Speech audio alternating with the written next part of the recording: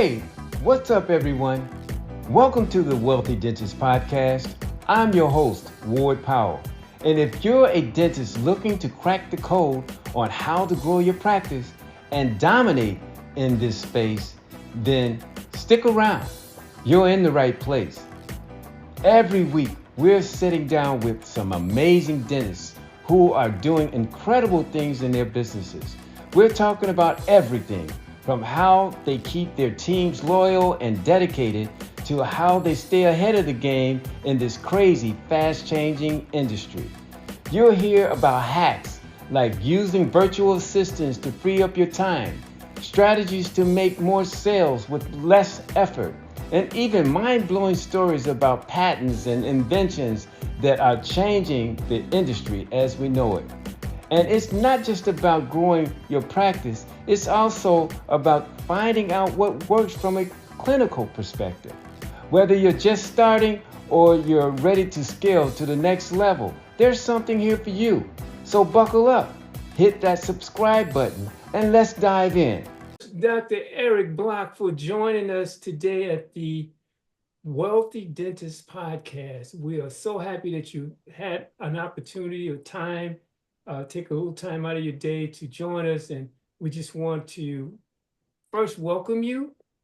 And then secondly, as we always ask, how did you get involved with dentistry? Yeah, thanks for having me. It's a great question, and it's probably not your typical story. I actually went to Tulane University, thinking I was going to be applying to the business school there.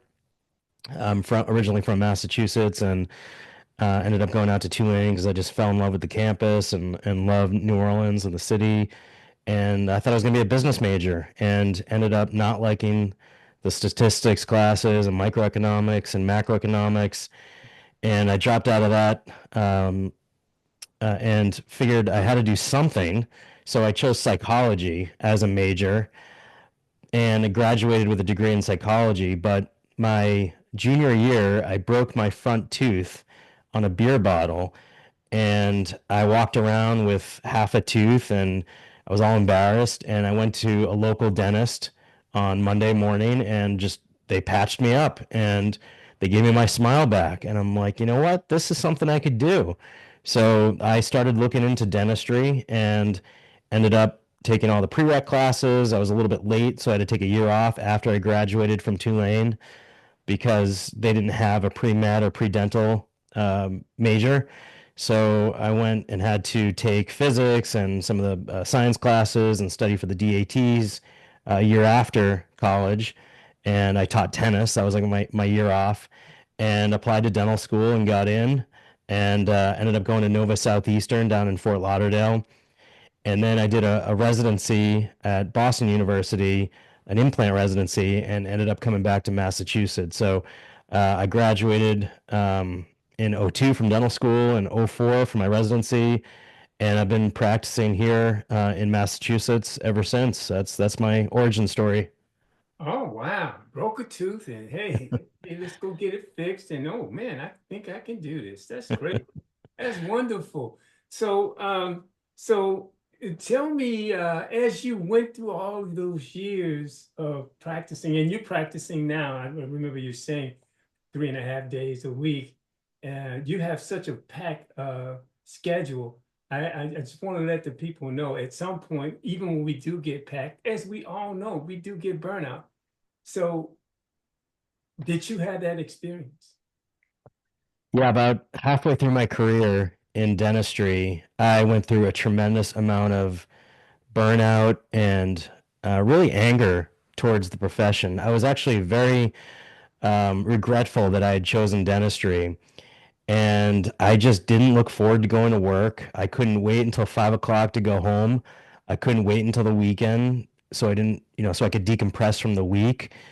I couldn't wait until lunchtime so I could go home for an hour. And I for sure said, I can't wait until I retire so I don't have to do this anymore. And I was just so worried and stressed and full of anxiety. And I was worried about getting a bad review. I was worried about a patient not liking me. I was worried about having an issue with a staff member, or making a mistake, or a filling falling out, or a crown not fitting. you name it. I had just built it up in my head, and I brought all that home with me. And I said, you know what? Enough is enough. You've got to do something here. You've got to figure this out because you have a long career ahead of you, and you can't not enjoy going to work every day. So I called a local therapist, and I started going through therapy, and it was a game changer. And we just really figured out what was going on and why I was so anxious. And it was all up here. It was me just putting too much stress on myself. It was me trying to be a perfectionist. And I was able to turn it around. And I got back to the point where I enjoy going into work every day. And it didn't happen overnight. It was a lot of hard work. But really, the first step was picking up the phone and calling that local therapist. And for me, as I mentioned, I was a psychology major. I knew at some point in my life I wanted to go through therapy, and I just never pulled the trigger. And I finally did, and that was like a eureka moment for me to overcome my burnout. Oh wow. Oh wow. So so was this part of your the stage of re-energizing, or was it the initial stage? Um, where are we with really getting like really back into it and really pushing forward and to be where you are today? Yeah, that was the first eureka moment. And I started, there was a, combination of things, not to put too much pressure on myself and stay in my comfort zone and a lot of different things I did clinically and the way I approached dentistry. But really the biggest thing for me was starting to go through therapy and working on my mind. We added in a mixture of prescribed medications, and things just started to click. And I stopped focusing on the one bad thing that would happen during the day. I would replay that moment over and over in my head, and I couldn't sleep. And I started to just not focus on those things. I started to focus on the good things, and really to understand that this profession is not easy. This is a marathon and not a sprint. And there's going to be mistakes. There's going to be failures. But you win some, you lose some, but you always learn some, and you come back the next day and you get back at it. And I wrote a book about it just after the quarantine called The Stress-Free Dentist. Oh, And that was a major turning point for me because I wanted to share my success with overcoming burnout and kind of share any tips that I could provide for any other dentists or dental professionals that were going through what I went through, because you can do it. You don't have to go through this profession not enjoying your life. And I know it can happen quick. Dentists reach out to me and they're only first or 2 years out, and they're already feeling the burn, and they're in major debt. They're not enjoying themselves. And my recommendation is really to take that action, look in the mirror, do something quick, because these problems can build up fast. And if you don't take care of yourself, then we've all heard the statistics about dentists leading to suicide, depression, substance abuse, anxiety, burnout. All these things are very real. So, that was my uh, first eureka moment, was writing that book and getting therapy and really getting me back to enjoying the profession. Now, re-energizing myself has been a constant thing that I will always do. I'm always adding new treatments, new technology, new techniques, um, because that keeps me re-energized. It could be something small, it could be something big, like adding a new treatment like sleep apnea, or oh, clear aligners, or just a new anesthesia technique I learned. Whether big or small, when you do new things and you add new things, you look forward to going to work, and you don't get stuck in that hamster wheel of dentistry.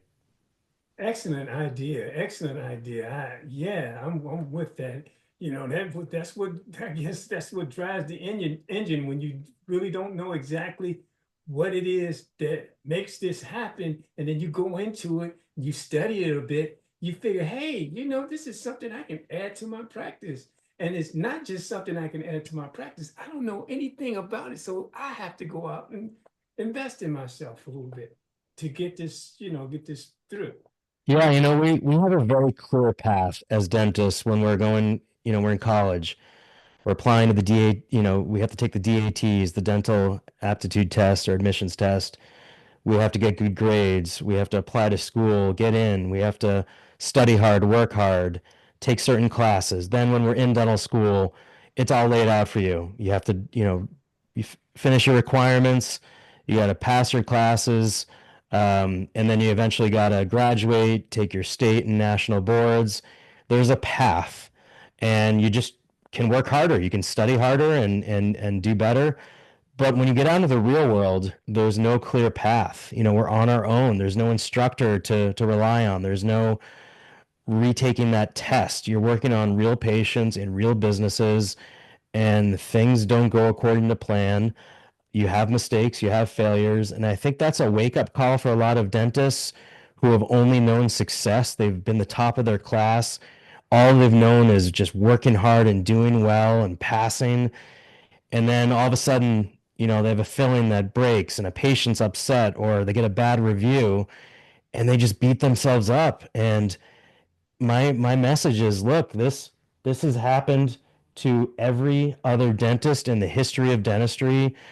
It's going to continue to happen. Don't beat yourself up. Just learn from it and stay in your comfort zone and get back at it.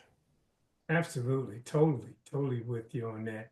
Um, we we can like challenge ourselves, but if we start getting a little bit too involved with, kicking ourselves around, we'll just be a can for everybody to kick if we don't watch out.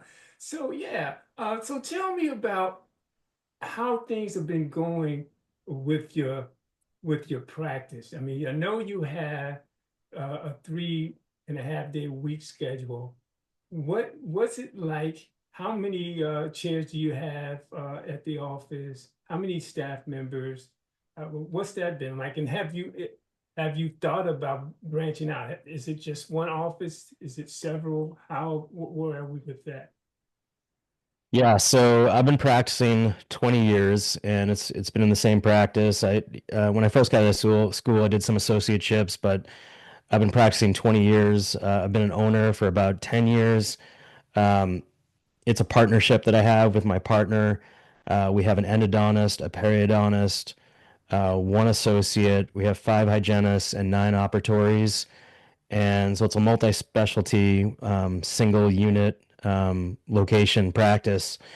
Um, and we have recently just gone fully out of network. So we're coming up on our first year of being fully out of network. So um, just after the quarantine, we dropped um, the smallest insurance plans that we had, and we saw we could do it successfully.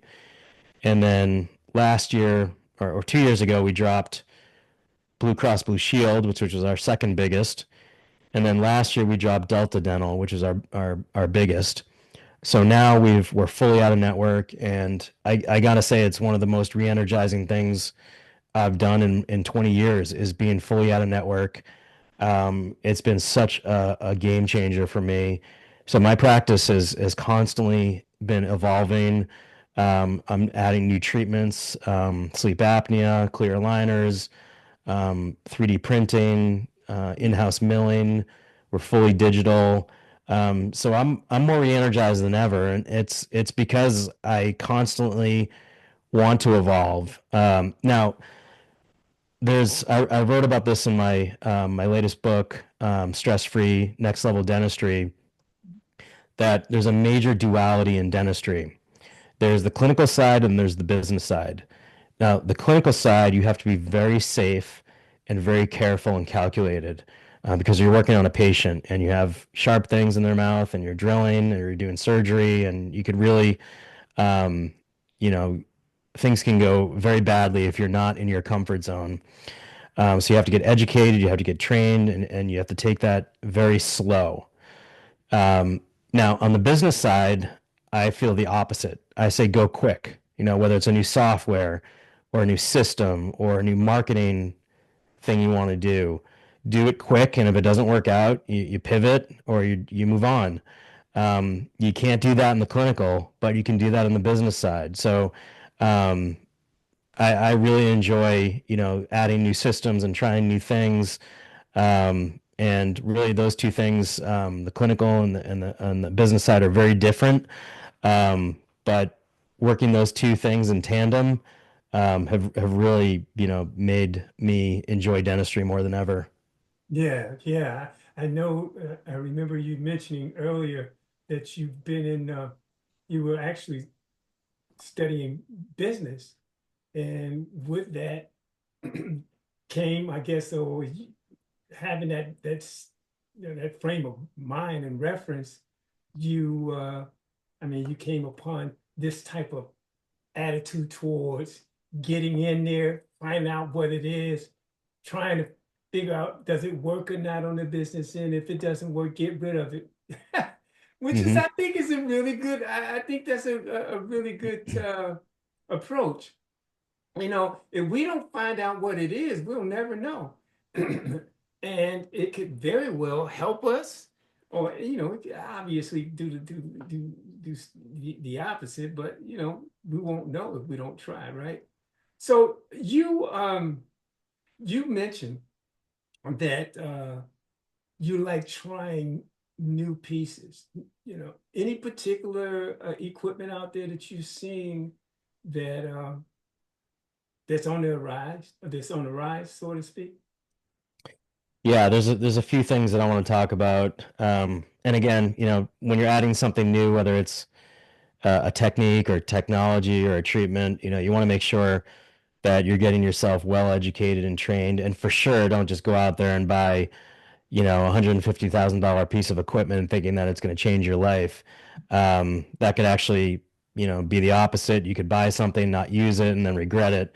But I've really added technology and treatments over the years. I added clear aligners, and I try to stay in my comfort zone. I just do adults. I don't do any children. I just do your classic lower anterior crowding, mild cases. And if you asked me 20 years ago if I was going to do anything regarding orthodontics or clear aligners, I would have said you were crazy. But I added it and I love doing it. 2 years ago, I added sleep apnea and providing sleep apnea devices for patients. And to me, that is just the now and the future of my practice. I absolutely love treating patients for sleep apnea. I added an in-house mill, so I mill my crowns now same day. Total game changer. I no longer have to do temporaries for most cases. It's great for same day production. Patients love it. I love it. It's great for marketing. And I just love the technology. We've also gone, fully digital. So for some cases, I still send out to a lab, but we use intraoral scanners for everything. So I no longer use any impression material or stone. We have a 3D printer, so we print up our models. I print up surgical guides for implants.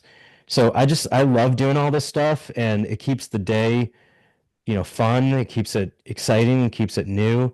One other thing that I'm really excited about is low level laser treatment, and that's something I'm going to be really doing more for 2025.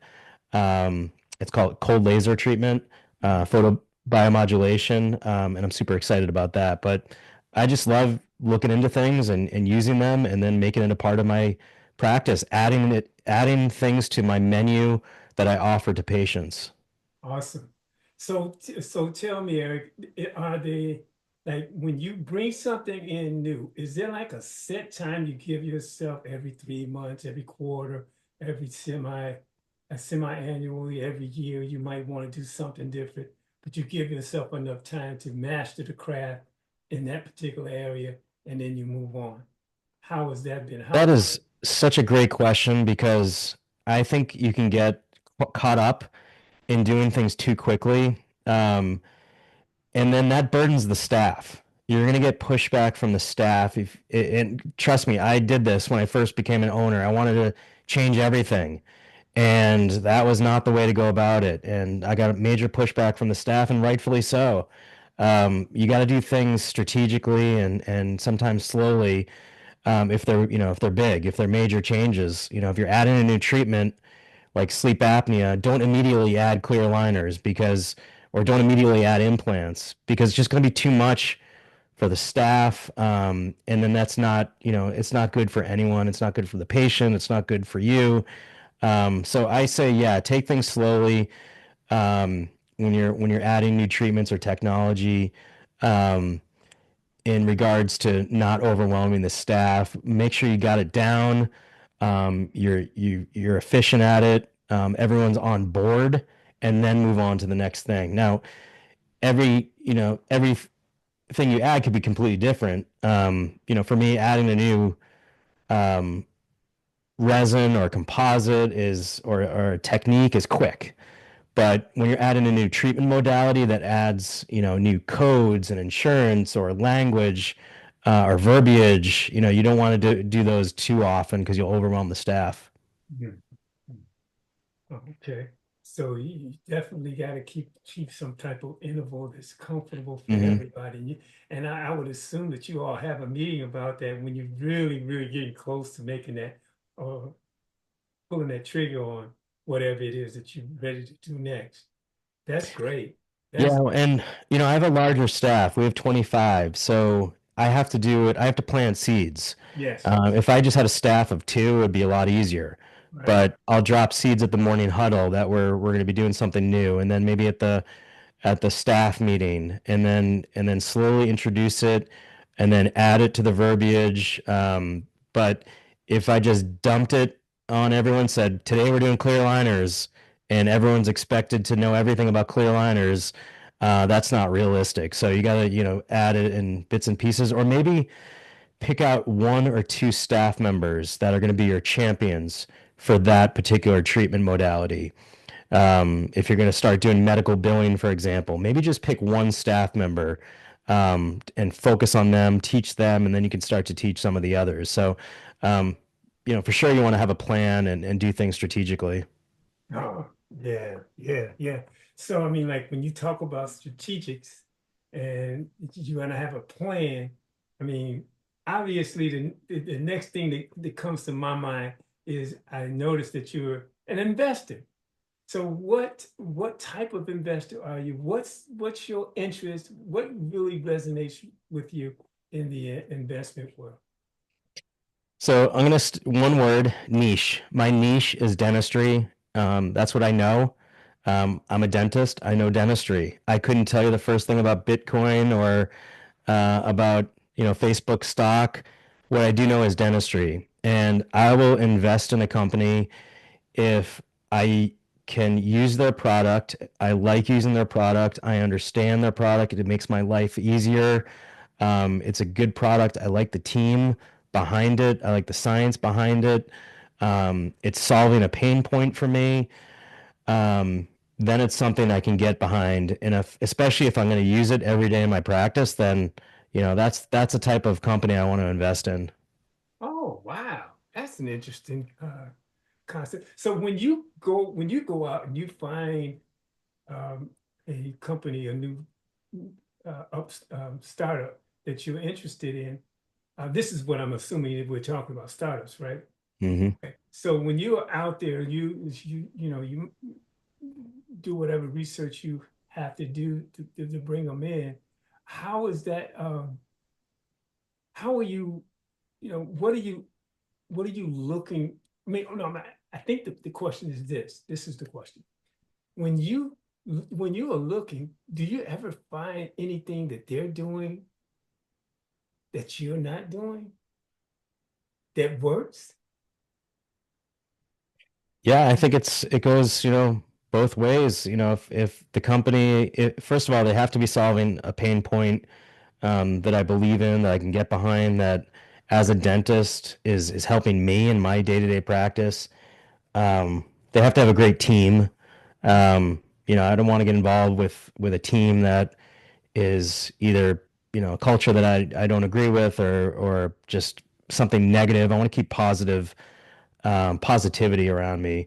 But for sure, some companies want to bring me in as an advisor and get my point of view, and others I learn a lot from, and that's the beauty of it. That's why it's so exciting is in the startup world, these are innovative entrepreneurs with ideas, And if I can use it in my practice and I enjoy the team and the product, then I'll get behind it. And sometimes I'm offering advice, and sometimes they're giving me advice for my practice. So it for sure goes both ways. Absolutely, 100%.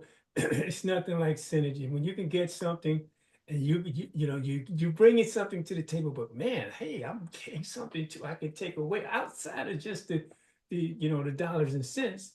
I mean, like that. I mean, and then the bottom line really goes into your practice if you're taking something from them and you're using it. I mean, obviously that line seems to go up. While I'm thinking about lines, are like, how is, I mean, we live a life of ups and downs, right? That's the same way in any investing that you do. Generally, when you're out, you're getting new uh, equipment to use to bring into the business. How does the line does the line immediately go up? Does it take time to go up financially?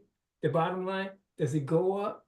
Does it stay level for a while? How does that generally go? And I know that's kind of a loaded question because some new pieces might be different than others, but can you talk about that a little bit?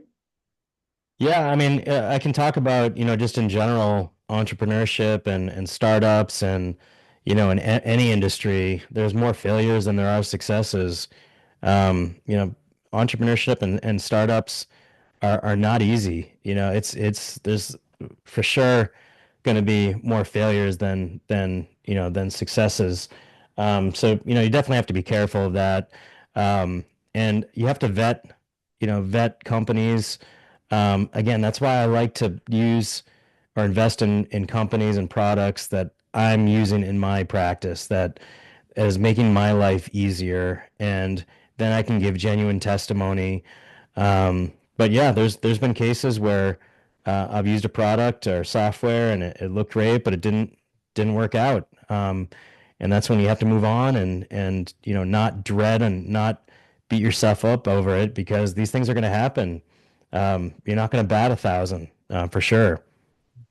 Can you share one of those experiences where you had something that really challenged you and you decided, and you wanted to make it work, but you decided, hey, this is not going to work. We need to pivot. Yeah, there was and I'm not going to name the name of the software, but there was a software that I had tried and it wasn't working initially. Patients were getting upset because there were certain things that it wasn't allowing patients to do. Um, uh, and it was making my life and my staff's life more difficult. And at that point, and I probably should have done it quicker, but at that point, I pulled the plug. When it starts to make, your life causing more pain and more stress, that's when it's not working out. And you have to make major behavioral changes to accommodate a certain software or product. So the quicker you can see those, the better.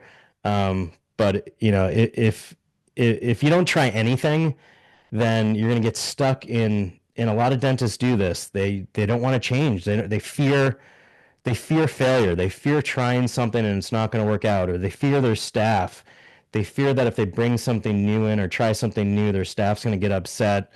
And my thought process is to not fear that failure. To try to change things up, try new things, and if it doesn't work out, you move on. You chalk it up to a learning experience. Awesome, awesome. So with that in mind, and you talked about staff quite a bit. How has the level of retention uh, went with you as you had ran the ship for the last decade? Yeah. So, obviously after COVID, there was a major shift in staff and retention, and it became a major issue. And that's when we started to strategically go out and network, and we grew by reduction. We did lose some patients, but we had a major in my office volume issue or capacity issue up until COVID. And then for sure, right after COVID, we had to be, we couldn't see patients as much as we could before. So we started to reduce our PPO insurance participation, and we actually started to reduce our hygiene. We lost some patients, but I feel like it was all for the positive because um, we lost some patients that were only interested in what insurance covered. So we're able to strategically do it where we have a smaller volume of patients, a little bit smaller staff, but I really feel like it's more quality because we're not, tied to insurance in-network participation. Mm, wow. And so like right now, it's zero network participation, correct? Yeah, I consider ourselves at a network. We're not, I wouldn't say we're totally fee for service. And what I mean by that is, the patient pays us, and then insurance reimburses them. However, we still process all their claims. We still do all their coding for them. We don't just leave the patient, on their own.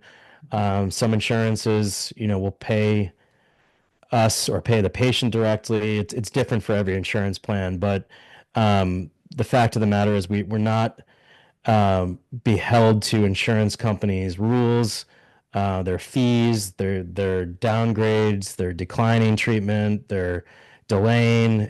Patient pays up front and they get reimbursed, and that's the majority of the patients. And for those that don't have insurance, we offer our own in-house membership plan. Oh, So for patients that don't have insurance, or let's say they retired or they have a small business, we have our own. You can't call it insurance, but it's our own membership plan. It's a discount plan for patients, and it's a great alternative to dental insurance. wow. Wow. So who handles the business side of your organization, your firm? So is there like is it you and another person that you kind of like lean more towards and let them handle most of that? Or is it, someone else? I mean, who's the person or people that you feel comfortable, you can like turn your back and do what you need to do in the clinical world, and they're gonna handle whatever it is in the business world, or do you do both? Yeah, it's me and my partner. We have an office manager, and probably the three of us are doing the majority of the decisions. Me and my partner are very different dentists. We have different set of strengths and weaknesses. So we kind of divvy up our tasks according to that. We have a marketing company that helps us with marketing. We have different, companies that we have that help us. Um, but yeah, the day to day, systems and business is me, my partner, and my office manager. Okay. Now I heard you talk about your daughter, and I want you to talk about that. So, with the idea of what's the day like for you before you get to the office, and what's that day like after you went through that day at the office? Yeah, I have a daughter who's 11, a son who's 9. Actually, my first children's book I wrote, it's called My Leftover Dino Nuggets, and it's a story about me and my daughter going through the quarantine and her kind of giving me inspiration to try new things. And it's really a true story about during the quarantine. I said, I'm not just going to sit here and eat my kids' leftover dino nuggets. I'm going to try new things. And I couldn't be a dentist anymore because my office was closed. So I wrote a book. I started a podcast. I started doing things that I'd never done before. And Right. that was kind of the message of the book, My Leftover Dino Nuggets. I'm actually working on another book in the voice of my son, about how we're all different, and it has nothing to do with dentistry. It's just um, a book about how everyone's different, and that's okay. So I enjoy, writing. I enjoy doing things. I get up early, before anyone's up. On days that my kids are in school, I get to the office before, before they're even up. So I don't get to see them until when I get home. But yeah, I'm very involved I coach their soccer teams. I work 3.5 days a week. So I have, like today I had off and I drove them to school. I'm going to pick them up pretty soon and get them. So it's, all part of that work-life balance. And I really enjoy, having kids. It's great having a 9 and 11-year-old. But it's a lot of work. It's not easy, fitting everything in, but it's great. Yeah, yeah, yeah. I mean, like, well, I loved my children when they were little. I still love them, but it's just like, oh my God, they were just too beautiful, man, when they were this small. I mean, up to about 11, 12, 13. I say 13 or 14. When they start getting those teens, man, it's a little bit different. I hear you. It is. It's already happening. Yeah, yeah. So, is there anything that we missed that we have not talked about? Because we covered a few things, and you know, you have quite a bit to say and share. And so, please, if you have something more to share with us, I'd love to hear it. I'm sure the people that's listening in would too. Yeah, there's a couple things that I want to leave off with. If you're a dentist or a dental professional, if you're a hygienist, assistant, admin, any part of the profession, and you're feeling the burn and you feel like just something isn't right, or you're feeling depressed, or you feel like you're down and you're just not enjoying your life, get help. Reach out, to a peer, reach out to a mentor, reach out to a therapist, a coach. Um, Me and Dr. Laura Brenner, my co-founder, we started the International Academy of Dental Life Coaches, which is Mm. an organization that matches dental professionals with life coaches that understand dentistry. Go out there and get the help you need, because a lot of these problems that we have, they're not just going to magically go away on their own, especially in a very demanding and complex industry like dentistry. So get the help that you need. And the other thing is the importance of having side gigs or side hustles. For me, when I go to the office and do dentistry, I'm also checking my emails. I'm working on articles. I'm working on books. I'm doing different things. I'm not just 100% focused on being a dentist. And to me, when I first started in my practice and in dentistry, that's all I had. That's all I knew was dentistry. And it would sometimes be overwhelming. If a patient canceled, I'd be all upset. Or if a patient did accept treatment, I'd be all upset. But now, if a patient cancels, I'm like, all right, cool, I'll just work on something else. So I feel like you got to diversify your brain and get into different things and find things that make you passionate about. And don't let procrastination, don't let the fear of failure, and don't let negativity get in your way. Hang out with positive people and like-minded peers, and there's nothing you can't do. Yes, totally, totally. You know, the thing, we can't be just diversified in our portfolio. We think about, when we think about diversification, we think about our investment portfolio. But if we like do the same thing, how we think about the same way we approach diversifying our portfolio, quote unquote, we should be doing the same thing with our lives. I agree with you 100%.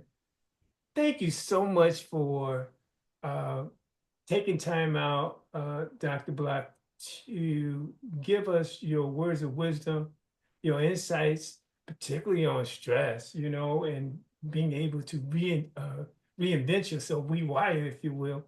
Um, uh, if someone wanted to contact you, and let me just say too that your book is available on Amazon, correct? Hmm. Okay. So if someone wanted to reach out to you, how would they do that? If they wanted to ask a couple questions that kind of resonated with them. Yeah, for sure. You reach out, info at thestressfreedentist.com. Check out my website, thestressfreedentist.com, or just search me up on LinkedIn, Facebook. If you need help, I'm there. I'm an open book. So if you need help about anything about clinical, non-clinical, for sure reach out to me, and you can find my books on Amazon, and any speaking events that I have coming up, you can find on the stressfreedentist.com. Awesome. Awesome. Thanks again for joining me. Thanks Appreciate so it. much. Pleasure. All right.